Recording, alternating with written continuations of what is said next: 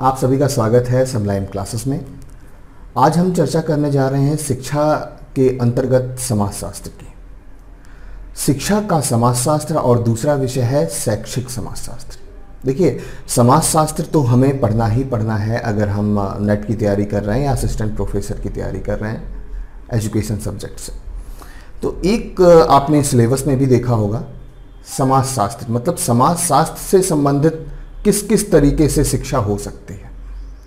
अब यहाँ पर मैंने दो पॉइंट देखे और मुझे लगा कि इस पे चर्चा करना ज़्यादा जरूरी है। पहला पॉइंट है शैक्षिक समाजशास्त्र, जिसको हम कहते हैं एजुकेशनल सोशियोलॉजी, और दूसरा है शिक्षा का समाजशास्त्र यानी कि सोशियोलॉजी ऑफ एजुकेशन।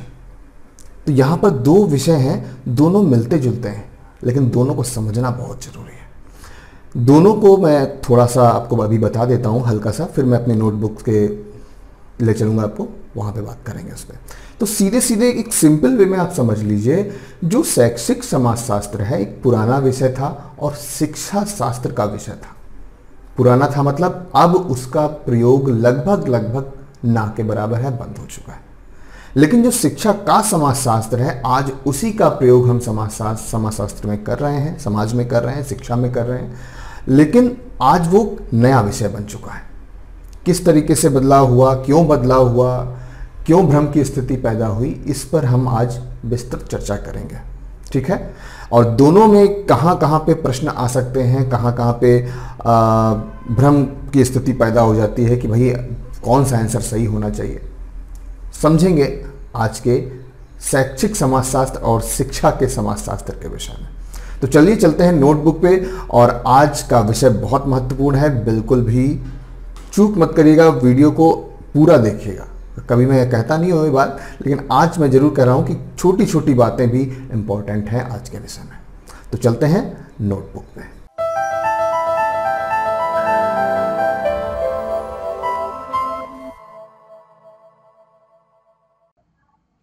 स्वागत है आपका Sublime classes tool kit of education में। और आज हम जैसा कि बता चुके हैं कि चर्चा करेंगे शैक्षिक समाजशास्त्र और शिक्षा के समाजशास्त्र। देखिए, दोनों में शिक्षा शब्द जुड़ा हुआ है, तो काफ़ी मतभेद है विचारों में। और जो भी भ्रम पैदा होता है कि आखिर जो बात कही जा रही है वो शैक्षिक समाजशास्त्र से संबंधित है या शिक्षा समाजशास्त्र से संबंधित है, ठीक है। और दोनों की इंग्लिश भी समझ लीजिए, क्योंकि कभी कभी हिंदी में हम लोगों डिस्टर्ब हो जाते हैं, समझ में नहीं आता एग्जैक्टली क्या पूछा जा रहा है। तो एजुकेशनल सोशियोलॉजी और सोशियोलॉजी ऑफ एजुकेशन, तो सीधे सीधे पहले समझ लेते हैं, उसके बाद हम तथ्यों पे चलते हैं।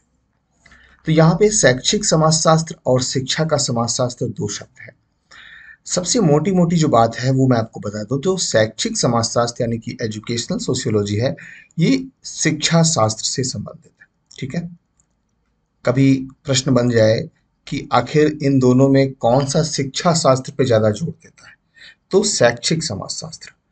और अगर हम बात करें शिक्षा के समाजशास्त्र पे, ये देखिए, अगर यहाँ पर दो जो अंतर है समझने का प्रयास करिएगा यहाँ पे, तो ये है समाजशास्त्र से संबंधित, ठीक है। अब दोनों समाज से भी संबंधित है, दोनों शिक्षा से भी संबंधित है, लेकिन दोनों के जो पर्सपेक्टिव है वो काफी अलग है। पहली बात तो जो वर्तमान परिप्रेक्ष्य है, जो हमारा इस समय जो टाइमिंग चल रहा है, प्रेजेंट टाइम चल रहा है, उसमें शिक्षा के समाजशास्त्र को ज़्यादा अहमियत दी जाती है, क्योंकि शैक्षिक समाजशास्त्र कई चीज़ों में पीछे रह गया, कई समस्याओं को दूर करने में पीछे रह गया। इसलिए आज का जो समय है वो शिक्षा के समाजशास्त्र को ज़्यादा अहमियत देता है। इसीलिए आज जब आप एजुकेशन का पेपर देंगे, कोई भी पेपर दें, चाहे पीजीटी का दें या चाहे नेट का दें या यूपीएससी या असिस्टेंट प्रोफेसर का देते हैं, तो यहाँ पर चीज क्या है कि आपको मनोविज्ञान भी पढ़ना है और यहाँ पे आपको दर्शन शास्त्र भी पढ़ना है, यहाँ पे आपको अर्थशास्त्र भी पढ़ना है। तो जितनी भी चीजें हैं सब जुड़ी हुई हैं एक लाइन से। तो कहीं ना कहीं जो शिक्षा का समाजशास्त्र है वो कहता है कि आपको समाज से शिक्षा की तरफ चलना है। बात को यहाँ पे समझने का प्रयास फिर से करिएगा आप लोग।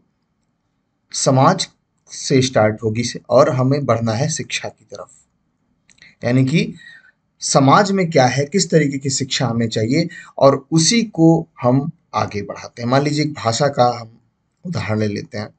भाषा, अगर मान लीजिए कोई बच्चा है, छोटा सा 5 साल का बच्चा है ना। वैसे मेरी है नहीं बहुत अच्छी, लेकिन मैं बनाने का प्रयास करता हूँ। तो 5 साल का बच्चा है और ये पहले समाज में रहता है, उसके बाद विद्यालय जाता है। तो 1 नंबर पे तो समाज हो गया। उसके बाद कहाँ जाता है? नंबर 2 पे ये विद्यालय जाता है। तो जो उसने समाज में सीखा है, कहीं ना कहीं वही वो विद्यालय में उसको जो भी क्रियाएं हैं उसको वहां पे लागू करने का प्रयास करेगा, लेकिन वहां नई नई चीजें भी सीखने को मिलेंगी। शैक्षिक समाजशास्त्र कहता है जो विद्यालय में सीखा गया है उसी को हम आगे अपने समाज में ले जाकर प्रस्तुत करेंगे, वहां आंकड़े एकत्रित करेंगे जो विद्यालय में सीखते हैं। तो जब विद्यालय में तो हम बाद में गए, समाज में हम बहुत पहले से थे। तो इसलिए ये जो थ्योरी थी कहीं ना कहीं कमजोर पड़ती हुई दिखाई दे रही थी। यहाँ पे विद्यालय 1 नंबर पे है, समाज 2 नंबर पे। तो यहाँ शिक्षा शास्त्र पहले है, समाज बाद में है। और शिक्षा का समाजशास्त्र यानी कि यहाँ पर हम समाज को पहले रखेंगे। तो उम्मीद है आपको काफी कुछ यहाँ पे समझ में आ चुका होगा कि समाज की अहमियत कहाँ ज्यादा है और शिक्षा की अहमियत कहाँ पे ज्यादा है। कैसे शैक्षिक समाजशास्त्र पीछे रह गया, आज के वर्तमान परिप्रेक्ष्य में उसका जो भी होता है आधार वो कमजोर पड़ चुका है और शिक्षा के समाजशास्त्र का आधार मजबूत हो चुका है। तो चलिए चलते हैं आगे और मेन भावों को समझते हैं कि क्या क्या हो रहा है। शैक्षिक समाजशास्त्र ज्ञान की वो शाखा है जो वो कि समाजशास्त्र के सामान्य नियमों और खोजों की शिक्षा की प्रक्रिया में प्रयोग करता था। वैसे प्रयोग करता है भी आपको लिखा मिल जाएगा, लेकिन मैंने था जानबूझ के लिखा है क्योंकि अब प्रयोग नहीं हो रहा है शैक्षिक समाजशास्त्र। तो ज्ञान की वो शाखा है जो कि समाजशास्त्र के सामान्य नियमों और खोजों, मतलब जो भी मोटी मोटी बातें थी उनका वो प्रयोग करता है, बहुत डीप में जाने का प्रयास नहीं करता है ना। आगे कहते हैं कि सामाजिक अनुसंधानों के परिणामों को शैक्षिक कार्यक्रमों एवं क्रियाओं की योजना बनाने में उपयोग किया जाता था। जो भी सामाजिक अनुसंधान थे उसके जो परिणाम हमें मिलते थे उसका शैक्षिक कार्यक्रमों और क्रियाओं में योजना बनाने में उपयोग किया जाता था, है ना। उसके बाद शैक्षिक समाजशास्त्र ऐसे आदर्श स्थापित करता है जो कि शैक्षिक योजनाओं का पथ प्रदर्शन करते हैं, जबकि समाजशास्त्रियों द्वारा एकत्रित ज्ञान शैक्षिक कार्यक्रमों के लिए अपर्याप्त होता है। तब शिक्षा समाजशास्त्री अपने अनुसंधान द्वारा उस ज्ञान की पूर्ति करता था, है ना। चीजें काफी मैच हो रही हैं। अभी मैंने जितने भी बातें आपसे कही हैं सब कुछ शैक्षिक समाजशास्त्र से संबंधित है ना। इसके बारे में एक इंपॉर्टेंट चीज मैं आपको बता दूं, इसके जो फादर ऑफ एजुकेशनल सोशियोलॉजी थे उसका नाम था जॉर्ज पैने। ये प्रश्न इंपॉर्टेंट है इसलिए आप इसको जरूर याद कर लीजिएगा। शैक्षिक समाजशास्त्र के पिता यानी कि जनक किसे कहते हैं? जॉर्ज पैने को कहते हैं। और इनकी एक बुक थी, वो भी मैं यहाँ पे लिख देता हूँ, principle of educational short form में लिख देता हूँ एजुकेशनल सोशियोलॉजी। ठीक है, ये इनकी बुक थी। इससे भी पूछा जा सकता है कि प्रिंसिपल ऑफ एजुकेशनल सोशियोलॉजी किसने लिखी? तो जॉर्ज पैनी की बुक है और ये फादर ऑफ एजुकेशनल सोशियोलॉजी भी है। चलते हैं अपने नेक्स्ट पॉइंट पे। आगे कहते हैं कि जैसे जैसे अनुसंधानों यानी कि जो रिसर्च था उसकी संख्या में वृद्धि होती चली गई और उन दिशाओं में हम बढ़ते चले गए और अनुसंधान और बढ़ते चले गए, तो इस संबंध में भ्रम भी बढ़ते चले गए। मतलब कंफ्यूजन बढ़ती चली गई कि भाई इतने सारे अनुसंधान हो रहे हैं, कोई किसी अनुसंधान को काट रहा है, कोई किसी रिसर्च को काट रहा है, आखिर वाकई में उसकी एक लिमिट कहाँ तक हो सकती है? तो शिक्षा समाजशास्त्र की उचित सीमाएं क्या होंगी, एक प्रश्न बन गया। विभेद इस बात में भी उत्पन्न हो गए कि किस प्रकार के अनुसंधानों को शैक्षिक समाजशास्त्र के अंतर्गत रखना चाहिए। मतलब एक समाज से संबंधित कोई अगर रिसर्च हो रही है, हम कोई सर्वे कर रहे हैं समाज में जाकर, तो उसको हम शिक्षा अपने विद्यालय में रखें या ना रखें, या विद्यालय में कोई रिसर्च चल रहा है तो उसको हम समाज में रखें या ना रखें। तो काफी कंफ्यूजन थी। तो अमेरिका में 1947 में लगभग कुछ समाजशास्त्रियों ने अनुभव किया कि शैक्षिक समाजशास्त्र में समाजशास्त्रीय विचारों को अव्यवस्थित रूप में प्रस्तुत किया जा रहा है, जिससे ना तो समाजशास्त्र का विकास हो रहा है और ना ही शिक्षा का विकास हो पा रहा है। तो उन्होंने ये अनुभव किया कि शैक्षिक समाजशास्त्र के अंतर्गत कई बार समाजशास्त्री संप्रत्यय संप्रत्यय को इंग्लिश में कॉन्सेप्ट कहते हैं, तो समाजशास्त्री संप्रत्यय और सिद्धांतों का प्रयोग नहीं किया जा रहा है। तो ये कमी आ गई शैक्षिक सोशियोलॉजी समाजशास्त्र में। ये अभी भी हम बात कर रहे हैं शैक्षिक समाजशास्त्र की। अभी हम पहुंचे नहीं हैं वहां पर जहां पर हमें आना है। मैं धीरे धीरे स्टोरी को आगे बढ़ा रहा हूँ कि जो कमजोरियां थी शैक्षिक समाजशास्त्र में, वो अमेरिका में जब इसका काफी ज्यादा गहन अध्ययन किया गया तो कहा गया कि भाई ये अब सही नहीं है, या तो आप समाज को मुख्य रखिए तो आप शिक्षा को मुख्य रखिए। इस तरीके से काफी मिसकंफ्यूजन हो जा सकती है कि किस तरीके से हम चीजों को आगे बढ़ाएंगे। बात करते हैं आगे। 1963 में, डेट इंपॉर्टेंट है, 1963 यानी कि 1963 में जर्नल ऑफ एजुकेशनल सोशियोलॉजी यानी कि जर्नल ऑफ एजुकेशनल सोशियोलॉजी का नामकरण journal of sociology of education हो गया। मतलब कोई नई चीज नहीं हुई, जो एजुकेशनल सोशियोलॉजी था उसी का नाम बदलकर आज के समय में सोशियोलॉजी ऑफ एजुकेशन कर दिया गया है। तो ऐसा नहीं है कि वो एक दूसरा डिपार्टमेंट है, दूसरा डिपार्टमेंट, उसी का ही नाम चेंज कर दिया है।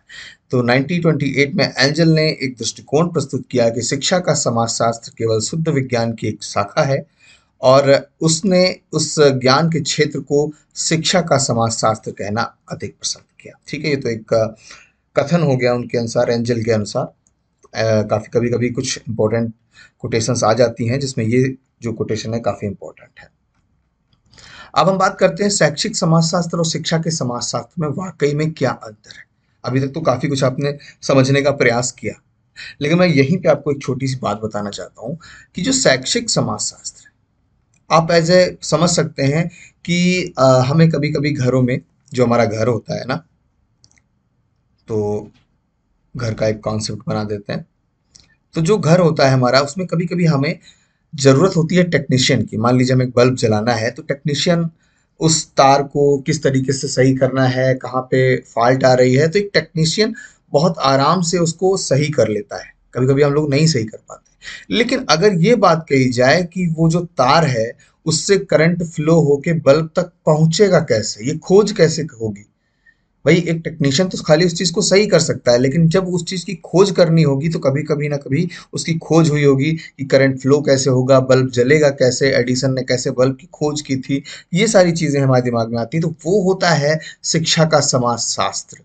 मतलब अगर वैज्ञानिक वाली बात सोची जाए तो शिक्षा का समाजशास्त्र है, और अगर टेक्निक यानी कि जो टेक्नीशियन की बात कही जाए तो शैक्षिक समाजशास्त्र। दोनों का अपना अपना एक इम्पोर्टेंस है, लेकिन जब हम विज्ञान या वैज्ञानिकों की बात करते हैं, बड़ी बड़ी खोजों की बात करते हैं, तो कहीं ना कहीं वो एक बड़ा आधार होता है। उसी हिसाब से आप समझिएगा कि शिक्षा का समाजशास्त्र एक मजबूत और काफी वैज्ञानिक आधार है।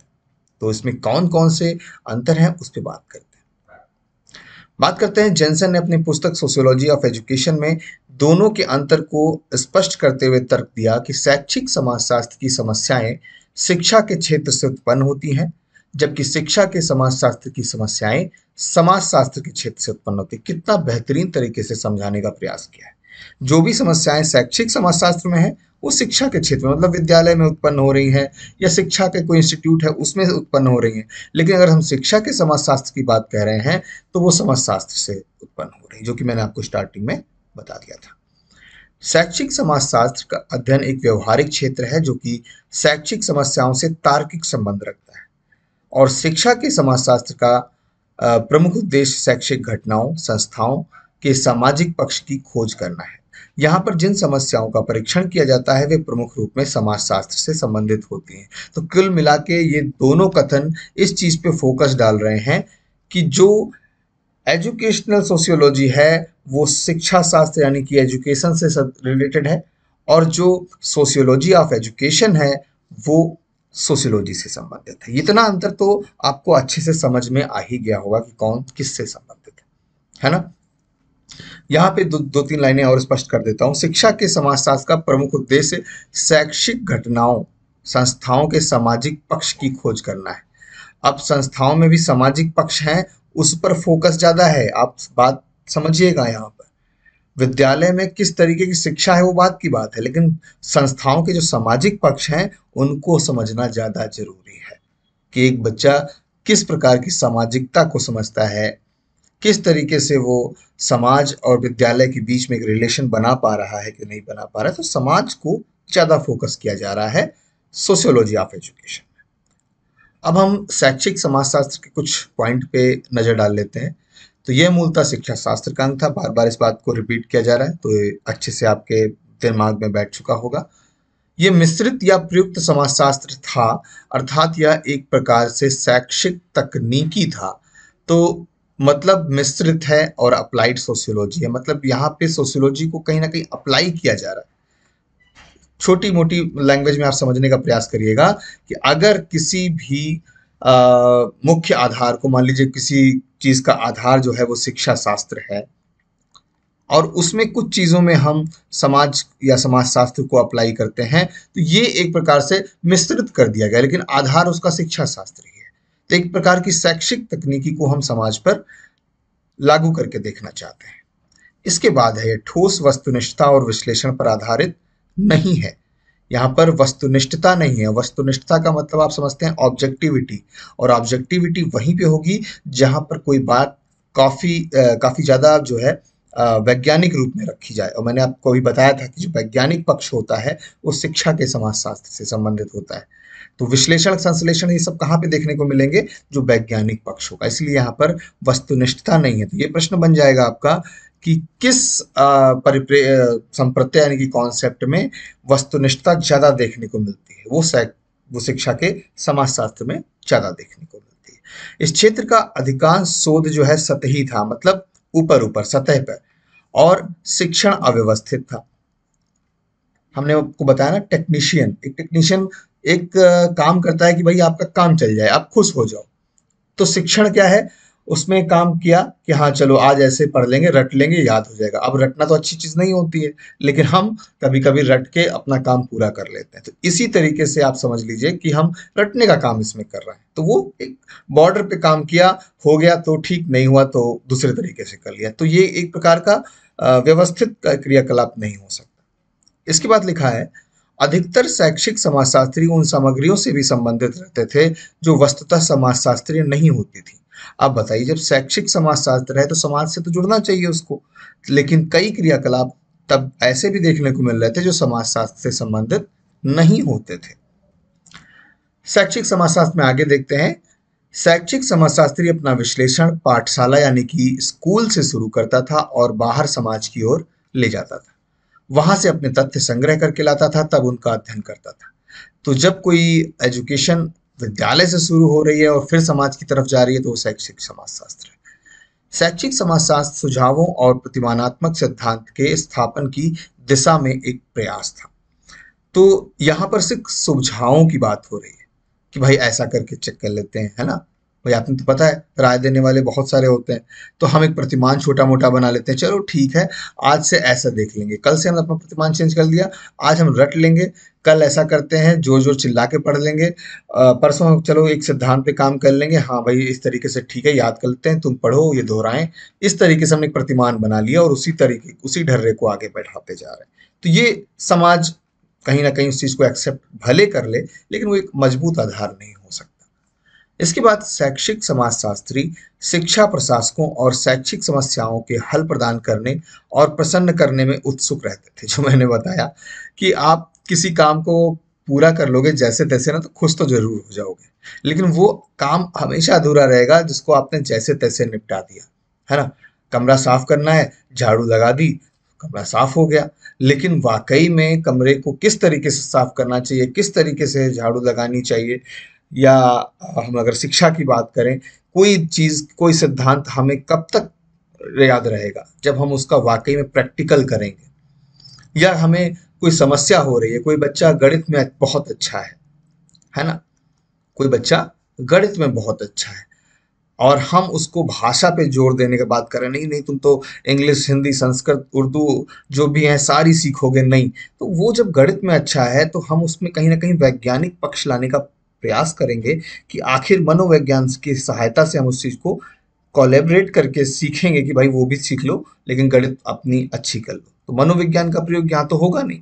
इसी तरीके से ये चीजें यहाँ पे नहीं हो पा रही थी, इसीलिए शैक्षिक समाजशास्त्र का प्रयोग बंद होने लगा। अब बात आ जाती है शिक्षा के समाजशास्त्र की। यह मूलतः एक समाजशास्त्र की शाखा है, तो ये भी पॉइंट मजबूत हो गया, यहाँ पे याद रख लीजिएगा। और ये एक शुद्ध समाजशास्त्र की एक शाखा है, बात एक ही है। चलिए इस बात को कोई बात नहीं। और ये शैक्षिक तकनीकी नहीं है, यहाँ पे आप समझिएगा, यहाँ पे शैक्षिक तकनीकों का प्रयोग कम से कम किया जा रहा है, बहुत कम। ये तकनीकी नहीं है, ये सामाजिक विज्ञान की भाषा प्रयुक्त करने वाला विषय है जो ठोस वस्तुनिष्ठता यानी कि एम्पिरिसिज्म, परोक्षता यानी कि ऑब्जेक्टिविटी, और विश्लेषण यानी कि एनालिसिस पर आधारित है। तो ये जो है उल्टा हो गया, ऑब्जेक्टिविटी मतलब होता है वस्तुनिष्ठता और एम्पिरिसिज्म मतलब परोक्षता होता है। चलिए आप समझ लेंगे, उम्मीद करता हूँ। तो यहाँ पर विश्लेषण भी देखने को मिल रहा है, ऑब्जेक्टिविटी भी देखने को मिल रही है। तो ये सारे इंपॉर्टेंट पॉइंट शिक्षा के समाजशास्त्र से संबंधित होते हैं। विश्लेषण माने क्या होता है आपको पता होगा, किसी भी पॉइंट को या किसी भी अध्ययन या मान लीजिए आप कोई बुक पढ़ना चाहते हैं तो उसको हम छोटे छोटे पैराग्राफ में डिवाइड कर लेते हैं। तो ऐसे समझ लीजिए किसी समस्या को छोटे छोटे पॉइंट में डिवाइड करके उसका अध्ययन करना, उसका विश्लेषण करना। ठीक है, आगे है इस क्षेत्र में शोध और शिक्षण व्यवस्थित व वैज्ञानिक है। वैज्ञानिक है, व्यवस्थित है, जो भी रिसर्च हम कर रहे हैं ये व्यवस्थित और वैज्ञानिक रूप में कर रहे हैं। शिक्षा समाजशास्त्री तथ्यों व सामग्रियों से ही सरोकार रखते थे। यहाँ जो भी हमारा लेना देना है वो समाजशास्त्र के तथ्यों से है। शिक्षा का समाजशास्त्र में आगे है कि शिक्षा समाजशास्त्री शिक्षा को विस्तृत दृष्टिकोण में देखते हैं, एक लॉन्ग टर्म में। मतलब हमको, मैंने अभी क्या बताया था, रट के काम करोगे तो कुछ निकल जाएगा दिमाग से, लेकिन हम उसको समझ के एक लंबे दृष्टिकोण को बना के रखते हैं तो वो चीज वैज्ञानिक रहेगी और अच्छे से टिकी रहेगी, मजबूत उसका आधार हो जाएगा, और अधिकतर सैद्धांतिक होते हैं, है ना। और वही चीज उसमें उल्टी थी, वो सैद्धांतिक नहीं होते थे, प्रतिमानात्मक होते थे। शिक्षा समाजशास्त्री अपना विश्लेषण यानी कि जो भी हम विश्लेषण कर रहे हैं यहाँ पे, उसके विस्तृत संदर्भ में आरंभ करता है और पाठशाला यानी कि स्कूल की ओर ले जाता है। यहाँ पे पाठशाला लिखा है, विद्यालय पाठशाला एक ही बात होती है। और शिक्षा का समाजशास्त्र एक सामान्य वस्तुनिष्ठता यानी कि ऑब्जेक्टिविटी के सिद्धांत निर्माण का शिक्षा में एक प्रयास है। यहाँ पे मैं उम्मीद करता हूँ आपको काफी कुछ समझने को मिला होगा, और ये जो अंतर है इसको आप महसूस कर रहे होंगे, क्योंकि ये यहाँ से छोटे छोटे प्रश्न आते हैं और वही हमें डिस्टर्ब करते हैं। अगर ये शब्द कहाँ से आ गया, अब वस्तुनिष्ठता देखिए कितनी बार आ रहा है। ये मैंने एक प्रश्न मैं आपको ला के दिखाऊंगा कि वस्तुनिष्ठता किसमें अधिक पाई जाती है, ये चीज कई बार पूछी जा चुकी है। तो शिक्षा के समाजशास्त्र में ऑब्जेक्टिविटी यानी कि वस्तुनिष्ठता ज्यादा पाई जाती है, विश्लेषण ज्यादा पाया जाता है ना। सिंथेसिस संश्लेषण को कहते हैं और एनालिटिक विश्लेषण को कहते हैं। जो एनालिटिक्स है वो शिक्षा के समाजशास्त्र में ज्यादा दिखाई दे रही है। ओके, तो फाइनली जो शैक्षिक समाजशास्त्र है यानी एजुकेशनल सोशियोलॉजी है, उसके अंतर्गत शैक्षिक पक्ष की प्रधानता अधिक होती है और सामाजिक पक्ष गौड़ होता है। गौड़ का मतलब सेकेंडरी होता है, द्वितीयक होता है। जबकि शिक्षा के समाजशास्त्र के अंतर्गत व्यापक सामाजिक संदर्भ में शिक्षा की प्रक्रिया का अध्ययन किया जाता है। तो यहाँ पर दोनों में आप अंतर महसूस कर रहे होंगे। शिक्षा का समाजशास्त्र पर्याप्त रूप में विकसित क्षेत्र है, जिसके अंतर्गत न केवल समाजशास्त्र बल्कि कुछ अंश में सामाजिक दर्शन शास्त्र, सामाजिक मनोविज्ञान, सामाजिक मानव शास्त्र, विधि, कानून, राजनीतिक शास्त्र भी का समावेश होता है।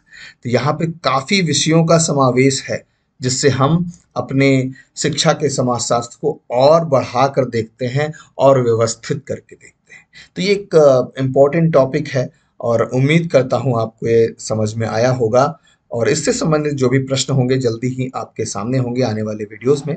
तो ऐसे ही जुड़े रहिएगा, हम मिलेंगे आने वाले वीडियोस में। Thank you very much.